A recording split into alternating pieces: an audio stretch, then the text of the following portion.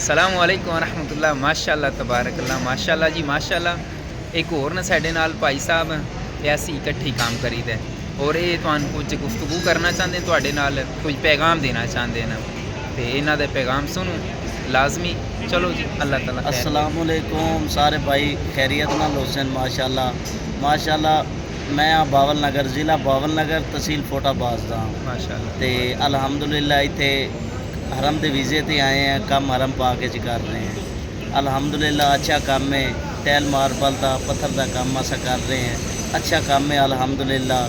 ते सब नालों बड़ा बेनीफिट साढ़े वास्ते यही है कि अलहमदुलिल्लाह असां कम इत्थे हरम पाक ते कर रहे हैं, हरम पाक दे वीज़े ते आए हैं जी। ते जिस वेले असां 6 लाख रुपया लाया सी ना उत्थे पाकिस्तान सानू मालूम इंज होंदा सी बड़ी ज़्यादा रकम भर ली यार, 6 लाख रुपया ला लिया है। ते अलहमदुलिल्लाह जिस वेले इत्थे हरम च पहली नज़र हरम ते बैतुल्ला ते गई है ना, खाना काबा ते पहली नज़र गई है, तो अलहमदुलिल्लाह पैसे साढ़े पूरे हो गए।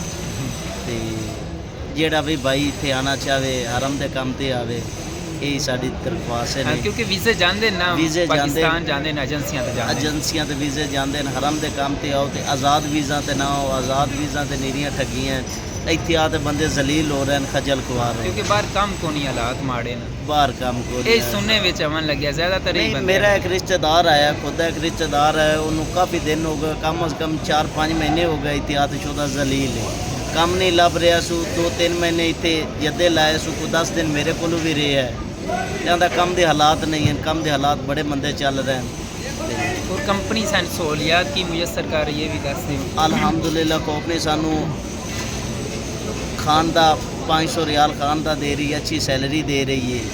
तो सब नालों वड्डा बेनीफिट है कि अस हरम में काम कर रहे हैं, तो आन जान वास्ते गड्डी दे रही है, पेट्रोल दे रही, डीजल दे रही, सारा कुछ दे रही है अलहमदुलिल्लाह। सब नालों यानी कि वड्डी VIP गड्डियां VIP गड्डियां AC लगी हुई है अलहमदुलिल्लाह। ठीक है, अल्लाह हाफिज़।